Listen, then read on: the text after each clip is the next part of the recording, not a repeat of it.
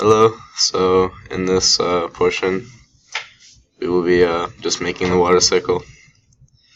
So we're gonna start with the sun up in the top left corner, and then you can put the lake down in the bottom, right over here.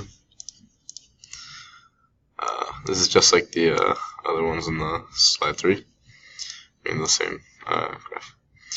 And then you put the little stream put over here, so it's like kind of connecting to it. Up next is the cloud I'm going to put right here, which has some rain coming down on it. And then some arrows to show that the rainwater is going into the lake. And then an arrow that shows that the sun is beating down on the water. And then we can draw, bring over all of the different labels. So evaporation goes right over here. It's that. Precipitation is right here next to that one, and then condensation we can just bring down and put right over here because that shows that. And that's that.